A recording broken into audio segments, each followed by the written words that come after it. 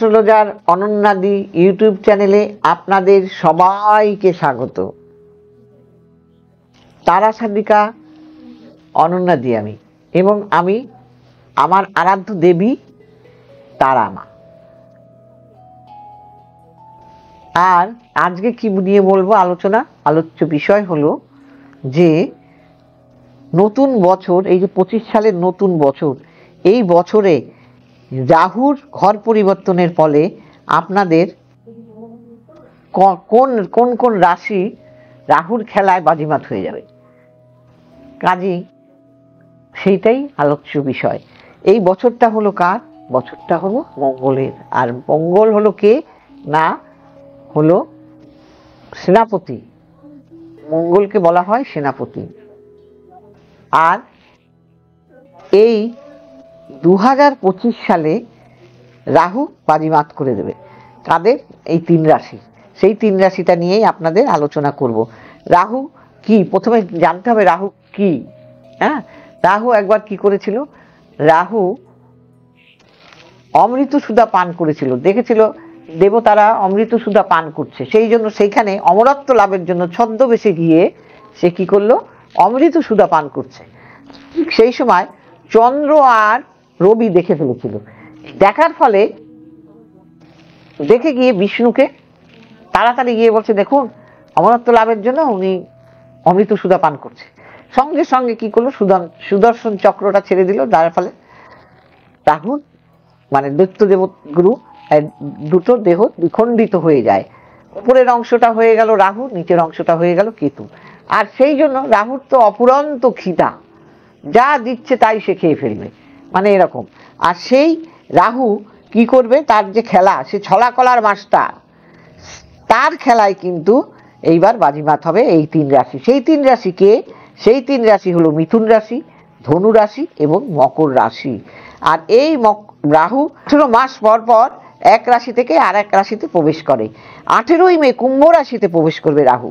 আর এই রাহু প্রবেশ করার ফলে কিন্তু এই 3টে রাশি মালামাল হবে। কিরকম? এইবার দেখুন, মিথুন রাশি।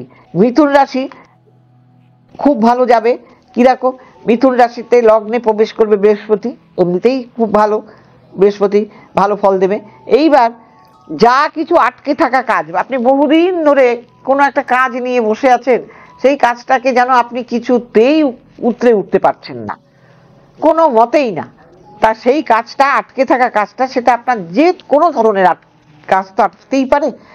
যেমন ধরেন আপনার বহুদিনের একটা ফাইল আটকে আছে, সেই জন্য আপনি পেনশনটা পাচ্ছেন না। বহুদিনের আপনার একটা পেনশন পাওয়ার কথা, সেটাও আপনি পাচ্ছেন না আটকে থাকার জন্য, আবার টাকাটা পাচ্ছেন না।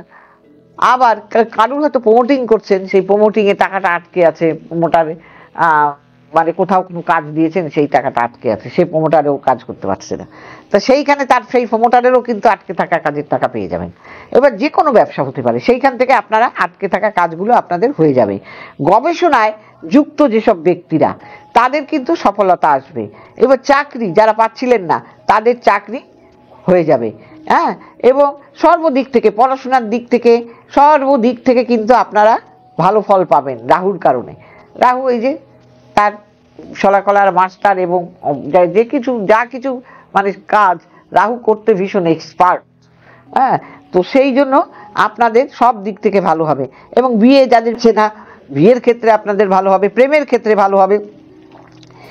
এইবার বলবো দ্বিতীয় রাশি। সেই দ্বিতীয় রাশিটাকে, সে হলো ধনু রাশি।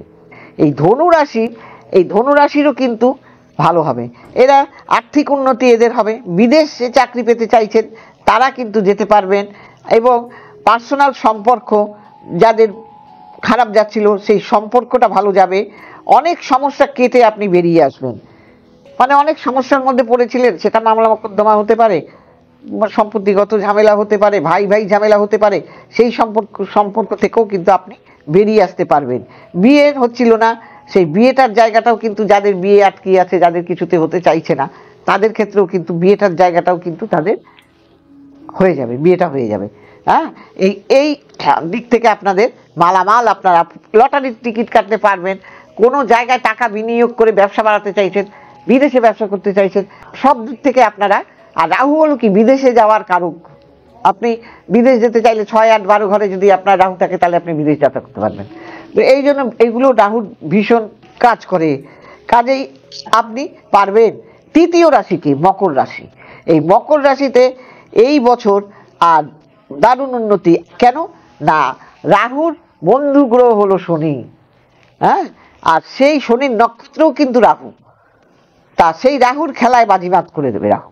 সেই উন্নতি হবে, আর্থিক দিক থেকে উন্নতি হবে, ব্যবসায় উন্নতি, চাকরিতে উন্নতি, সব দিকে। বিয়ের প্রস্তাব যারা পাচ্ছিলেন না তারা বিয়ের প্রস্তাব পেয়ে যাবেন। আপনার ভাগ্যের দরজা, মোট কথা আপনাকে দরজা বাড়িতে এসে কড়া নাড়বে, হ্যাঁ। এই তারপরে সম্পত্তিগত ঝামেলা, আপনি একটা জমি কিনতে চাইছিলেন, একটা বাড়ি কিনতে চাইছিলেন, সেই সব দিক থেকে আপনি ব্যবসা করছিলেন, যেমন কৃষিকার্যের ব্যবসা করছেন, সেই জমি কৃষিকার্যের ব্যবসায়ও আপনি ভালো ফল লাভ করতে পারবেন। মানে আপনাদের এই রাহুর খেলায় আপনারা বাজিমাত হয়ে যাবেন। আর কি করবেন, আমি আপনাকে একটা মন্ত্র বলে দিচ্ছি, এই মন্ত্রটা আপনারা রেগুলার পাঠ করবেন। আর কি করবেন, শ্বেতচন্দনের টিপ দিন। যে কোনো কাজে বেরোবার সময় একটা শ্বেতচন্দনের টিপ কপালে দেবেন। জলের মধ্যে একটু শ্বেতচন্দন ফেলে দিয়ে বা মুলতানি মাটি ফেলে দিয়ে স্নান করুন। আর কি করবেন, এই মন্ত্রটা আপনারা ওং ঐং হ্রিং রাহুবে নমঃ, ওং ঐং হ্রিং রাহুবে নমঃ, এই মন্ত্রটা বলতে পারেন। আর বলতে পারেন ওং ঐং হ্রিং সিদ্ধিদাতা গণেশায় নমঃ, আর বলতে পারেন ওং ঐং হ্রিং শনিশ্চরায় নমঃ, এইটাও বলতে পারেন। এই মন্ত্রগুলো রেগুলার পাঠ করবেন এবং আপনারা অন্ধ মানুষকে দান করবেন। অন্ধ মানুষদের ছাতা দান করুন, টাকা দান করুন, অর্থ দান করুন, পেট ভরে খাইয়ে দিন, দেখবেন আপনাদের উন্নতি হবে। আর যদি আপনাদের গ্রহ খারাপ থাকে তাহলে কিন্তু হবে না। ছকটা ভালো করে দেখিয়ে নেবেন, দেখিয়ে নিলে পরে অবশ্যই আপনার এই খেলায় আপনারা বাজিমাত হয়ে যাবেন। এবং আপনাদের যদি ভালো লেগে থাকে আমার এই প্রোগ্রাম, তাহলে নিচে যাওয়া স্কলে যার যেখানে ভালো লাগবে আপনারা সেই জায়গায় বুকিং করবেন এবং সিটিভিএনে আমার প্রোগ্রাম দেখবেন। বুধবার, শনিবার, রবিবার 3টে দিন হয়, আর 1:30টার সময় হয়, আর রবিবার 4টের সময় হয়। এবং অনলাইনে যারা দেখাতে চাইছেন তারা নিচে যাওয়া স্কলে কিন্তু সমস্ত নাম্বারই যায়। আপনারা দেখবেন আমার দীর্ঘ 40 বছরের থেকে এই 42 বছরে পড়লাম অভিজ্ঞতায়। আমার প্রচুর ভক্ত শিষ্য দেশে বিদেশে, আমি সব জায়গায় ঘুরেছি, প্রচুর জায়গায় ঘুরে ঘুরে ঘুরে আজকে আমি এই জায়গায় এসেছি। কাজেই আমার তা বলে না, পুরনো চাল ভাতে পারে, নিশ্চয়ই অভিজ্ঞতার তো একটা দাম আছে না। আপনাদের কাজ দিতে পেরেছি তাই আপনারা ভালো বেসেছেন। আর আমি সেই সহজ সরল ভাবে লোককে আমি রেমেডি দিয়ে দেই, যার জন্য আপনারা নিজেরাই এসে বলেন যে দিদি সত্যি ভালো আছি আমরা। তো সেই কারণেই বলি, যাদের মনে হবে যে আমরা দিদিকে দেখাবো তারা দেখাবেন। আর কি করবেন, লাইক করবেন, শেয়ার করবেন, সাবস্ক্রাইব করে সবাইকে ছড়িয়ে দিন। সবাই ভালো থাকবেন, নমস্কার।